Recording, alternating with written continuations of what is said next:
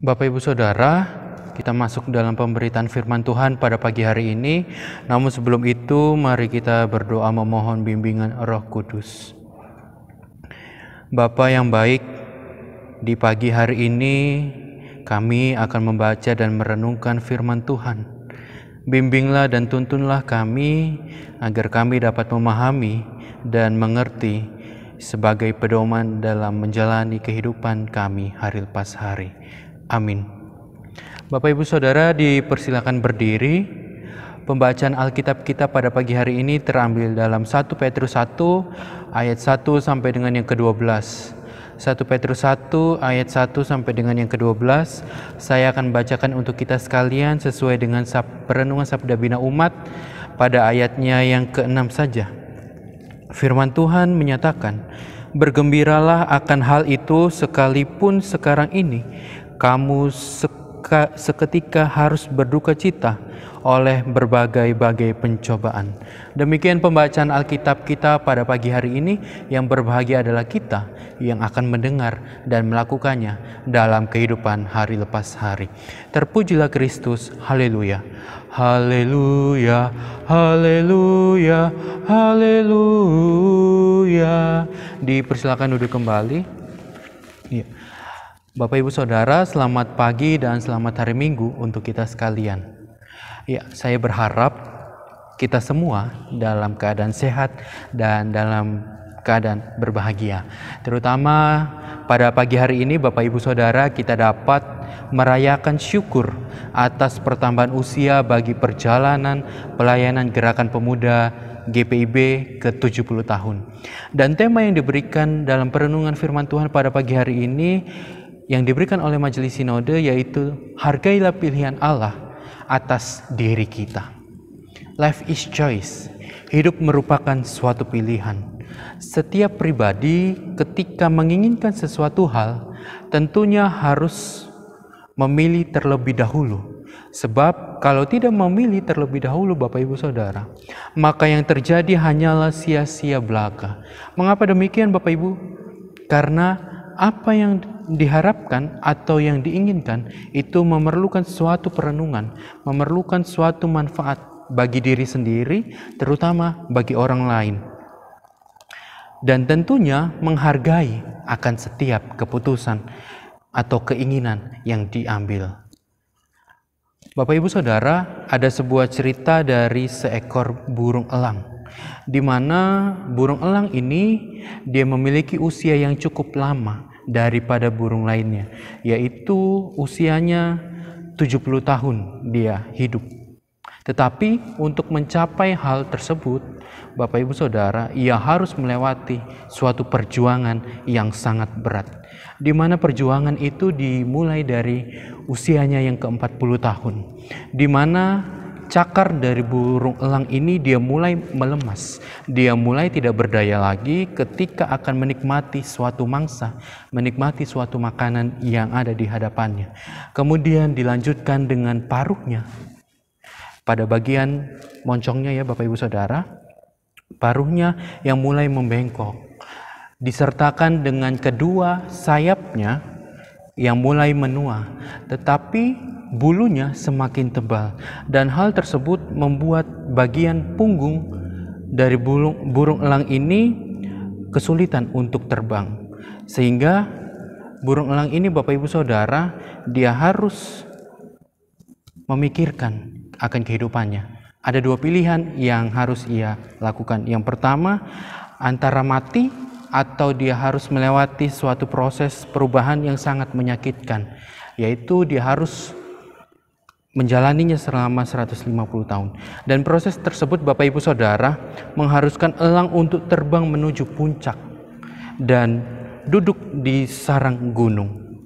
Kemudian dia harus memukul paruhnya dan bagian cakarnya. Mengapa demikian Bapak Ibu Saudara?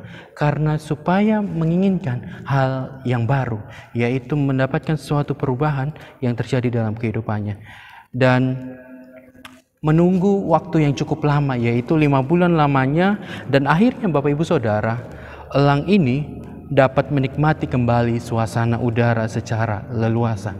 Seperti halnya yang dilakukan oleh Rasul Paulus dalam pembacaan Alkitab kita pada pagi hari ini. Bapak Ibu Saudara, pembacaan Alkitab kita saat ini yang terambil dalam 1 Petrus pasal 1 ayat 1 sampai dengan yang ke-12 ini, dia mengisahkan tentang perjalanan kehidupan Rasul Petrus dalam memberikan proses pendampingan bagi keluarga di daerah Pontus, Galatia, Kapadokia, Asia Kecil, dan Bitinia, yang dimana keluarga ini dia sedang diperhadapkan dengan tantangan dan pergumulan. Bapak Ibu Saudara, Rasul Petrus ini juga menuliskan suatu surat pastoralnya untuk memberikan semangat dan kekuatan kepada umat percaya agar tetap fokus dalam iman kepada Yesus Kristus ketika badai sedang menghadang. Karena hidup orang percaya berada di dalam kasih dan perlindungan Yesus. Dalam kehidupan ini Bapak Ibu Saudara, Yesus tidak hanya memberikan kita kesempatan untuk berkarya, melainkan juga untuk menganugerahkan keselamatan atas setiap dosa melalui kematian dan kebangkitannya. Kalau Bapak Ibu Saudara kita memperhatikan dalam ayat pembacaan Alkitab kita pada saat ini, kata percikan darah pada ayatnya yang ketiga, percikan darahnya di situ menjelaskan bahwa kita, yaitu Bapak Ibu Saudara dan saya, telah diselamatkan. Kita telah memperoleh penebusan, kita telah memperoleh pembebasan, dan kita mengalami kasih karunia serta damai sejahtera dari Allah yang selalu tinggal dan menetap dalam kehidupan ini. Selain itu Bapak Ibu Saudara, Rasul Petrus juga menekankan bahwa seberat apapun suatu tantangan, seberat apapun suatu rintangan maupun hambatan yang sering terjadi dalam kehidupan ini, tetaplah bersukacita dan beriman kepada Yesus Kristus. Dan penderitaan yang dialami oleh orang percaya, Bapak Ibu Saudara, itu merupakan wujud kasih atau cara Allah dalam melihat kualitas kesetiaan kepada Dia. Kita dapat memperhatikan dalam ayatnya yang ke-6. Kemudian Bapak Ibu Saudara, kalau kita memperhatikan dalam ayatnya yang ke-7, maka hal demikian merupakan contoh yang diberikan kepada kita sekalian, kepada Bapak Ibu Saudara. Kemudian kalau kita memperhatikan kembali dalam ayatnya yang ke-8 sampai dengan yang ke-12, di mana Rasul Petrus ini dia menekankan bahwa hidup dalam kesetiaan, hidup dalam ketaatan dan kemurnian dapat kita wujudkan bersama apabila hidup orang percaya selalu berada dalam tuntunan Roh Kudus, bukan roh yang lain. Sehingga pesan yang disampaikan kepada kita sekalian, kepada Bapak Ibu Saudara dalam memasuki minggu kerja yang baru. Yang pertama, marilah kita belajar dari Rasul Petrus, di mana ia memberikan suatu kekuatan bahwa di tengah situasi dan kondisi apapun yang terjadi dalam kehidupan ini, kita tetap memfokuskan diri kita kepada Dia, yaitu Yesus Kristus, dan kita menjalaninya dengan sukacita. Sekalipun pencobaan itu selalu datang dalam kehidupan kita.